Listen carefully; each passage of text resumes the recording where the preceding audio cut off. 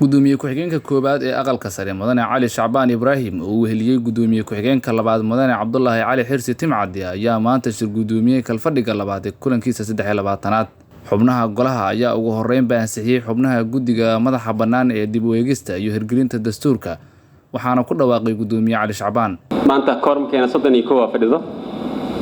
waxa ogolaatay 30 wax diiday ma jiraan wax ka aaminsan ma jiraan guddigana sidaas uu ansax ku yahay intaasi kadib wasiirka boostada iyo isgaarsiinta xukuumadda federaalka Soomaaliya Jaamac Xasan Khaliif ayaa golaha ka hor aqriyay hindisa sharciyeedka dhowrista xogta oo akhrinta koobaad la marsiinayo waxa sharaf weyn ah runtii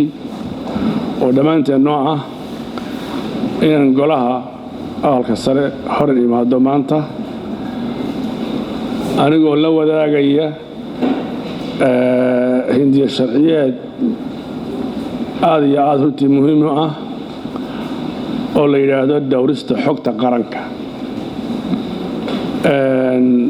waan rajaynayaa runtii inaad ka gudataan waajibaadkeeda ka saaran sidaa daraaddeed kasoo kabashada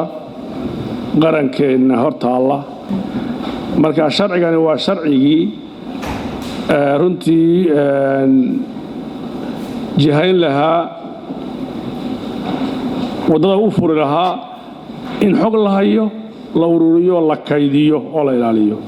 wasiiru dawlaha amniga xukuumadda federaalka Soomaaliya Maxamed Cali Xagaa ayaa dhinaciisa golaha ka hor akhriyay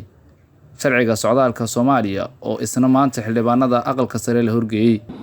wasaaradda amniga oo gudanaysa waajibaadka ka saaran hay'adaha hoos yimaada ama ay ku leedahay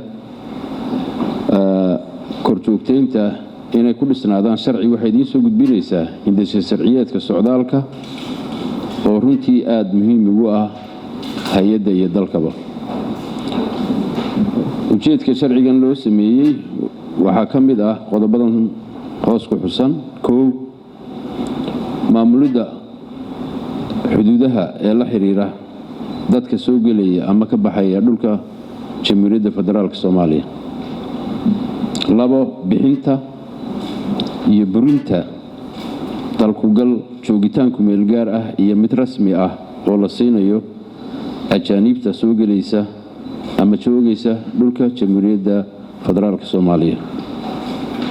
wadanka saaridda ajaanibta aan raaliga laga ahayn persona non grata 4 bixinta dokumentiyada muwaadiniinta Soomaaliyeed meel kastoo ay ka joogaan caalamka mudanayaal iyo marwooyin sharcigani wuxuu sahlayaa inaan xiriir dhow la yeelano wadamada dariska iyo dunida inteeda kaleba waxaa kaloo inoo fududeynaya inaan qayb ka ahaano heshiisyada isku socodka xorta ah ee wadamada dariska iyo caalamkaba mudanayaasha aqalka sare ayaa sidoo kale dood adag ka yeeshay hindisa sharciyeedka la dagaalanka argagixisada oo akhrintii labaad maraya iyadoo qaar ka mid ah senataradu ay soo jeediyeen in la dardargeliyo ansixinta sharciganu